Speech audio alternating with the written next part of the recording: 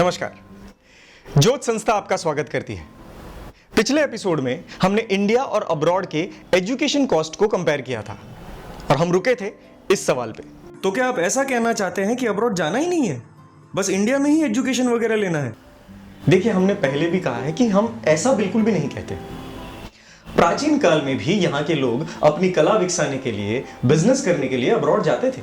वैसे रेफरेंसेस प्राप्त हुए हैं, लेकिन कैसे देश में जाना चाहिए, कौन सी सिचुएशन में जाना, आपके वहां जाने से आपके परिवार को, आपको, समाज को या राष्ट्र को फायदा होगा या नुकसान, इन सारे एस्पेक्ट्स पर भी सोचना बहुत जरूरी है, जिसकी हिंट्स हम इस वीडियो सीरीज में देंगे। ये जरा आप ध्यान से सुनिएगा। तो अपनी बात चल रही थी कि यहां के इंस्टीट्यूशंस वगैरह के बारे में क्रिबिंग करते रहना और बाहर की इकोनॉमी को स्ट्रेंथन करते जाने में ही क्या अपनी इंटेलिजेंस है? क्या ये रैशनल थिंकिंग है? और ये सारी बातें बिल्कुल भी एग्जैजरेटेड नहीं है। यूएस के रिपोर्ट्स भी यही दिखा रहे हैं। देखिए, 2016 और 17 में करीबन 2 लाख बच्चे यूएस गए और उन्होंने 43,000 करोड़ खर्च किए। प्रीवियस ईयर में यही अमाउंट करीबन 50,000 करोड़ तक पहुंच गया। Can you imagine this? अब हम दूसरे रिपोर्ट में इसी अमाउंट के साथ प्राइम इंस्टीट्यूट्स के बजट का कंपैरिजन भी देखेंगे। ये देखिए, इंडिया अपनी टेक्नोलॉजी और मैनेजमेंट की इंस्टीट्यूशंस आईआईटीज एंड आईआईएम्स के पीछे जो खर्चा करती है उसका एनालिसिस करते हैं। आईआईटी के लिए 7,000 करोड़, नई आईआईएम के लिए 4,825 करोड़ सरकार ने खर्चे। जैसा हमने देखा, यूएस जाते हुए बच्चे 43,000 करोड़ खर्च कर देते हैं वहां, जिस अमाउंट से इंडिया में हर साल 60 नई आईआईएम बन सकती है। सच में इंडियन स्टूडेंट्स इतना सारा खर्च यूएस में करते हैं? हाँ, क्योंकि फॉरेन इंस्टीट्यूशंस इंडियन स्टूडेंट्स पे 1 रुपया भी खर्च करने के लिए तैयार नहीं है। इसीलिए पर ईयर एक इंडियन स्टूडेंट एवरेज 21.5 लाख रुपए वहां स्पेंड करता है, जबकि इंडियन गवर्नमेंट यहां की गरीब प्रजा के पैसों से एक स्टूडेंट के लिए लाखों का खर्च करती है। अरे सिर्फ प्राइमरी, सेकेंडरी या अंडर ग्रेजुएट स्टडीज ही नहीं, पोस्ट ग्रेजुएट एजुकेशन के लिए भी यहां की प्रजा के पैसों से गवर्नमेंट जो खर्चा करती है ना, वो जरा भी मामूली नहीं है।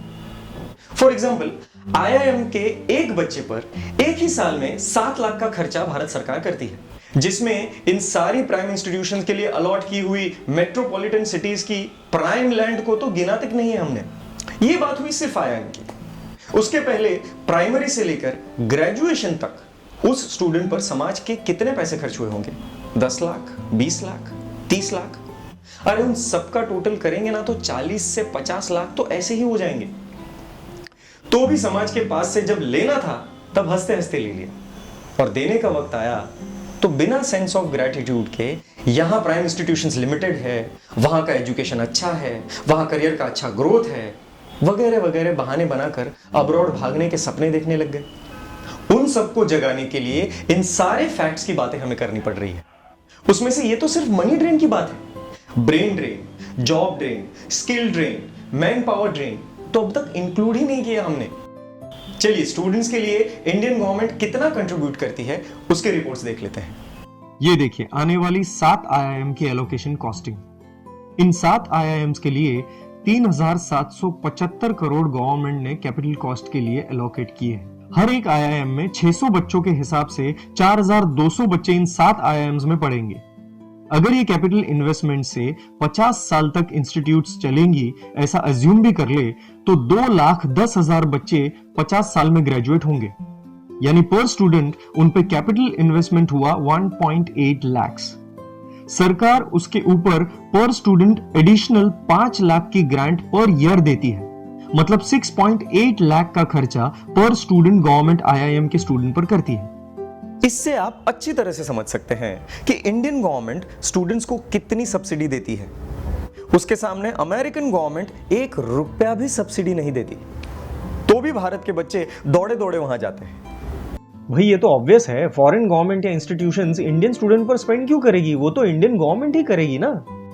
चलिए ठीक है, आपकी बात मान लेते हैं, लेकिन आपने इस बात पर फोकस नहीं किया कि एक इंडियन स्टूडेंट अब्रॉड में पर ईयर एवरेज 21.5 लाख रुपए स्पेंड करता है। उसमें सबसे ज्यादा पार्ट एकेडमिक फी का है, जो इंडियन फी के हिसाब से 4 से 5 गुना ज्यादा है। वहां की इंस्टीट्यूशन कोई बिजनेस करने थोड़ी बैठी है जो स्टूडेंट से ज्यादा पैसा लेती होगी। जो एक्सपेंस होता होगा उतना ही पैसा लेती होगी ना। अच्छा, क्या स्टूडेंट से तगड़ी फीस लेकर अपने रिजर्व फंड का पेट भरना उसको आप सिर्फ खर्चा लेती है, ऐसा कहेंगे? वहां के बहुत सारी इंस्टीट्यूट्स तो साफ साफ प्रॉफिट मेकिंग है।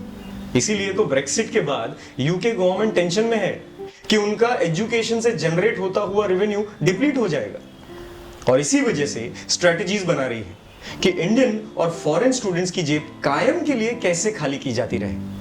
Doesn't sound right. इसमें से बहुत सारी यूनिवर्सिटीज तो नॉट फॉर प्रॉफिट के बेस पे काम करती है, उसका क्या?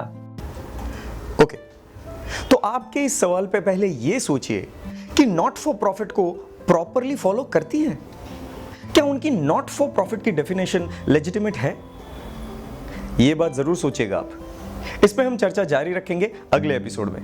तब तक के लिए धन्यवाद। मैं आशा रखता हूं कि आप इन एनालिसिस से कन्विंस हुए होंगे। अगर आपको कुछ जच नहीं रहा तो न्यूट्रल माइंड से दोबारा एक बार देखिए।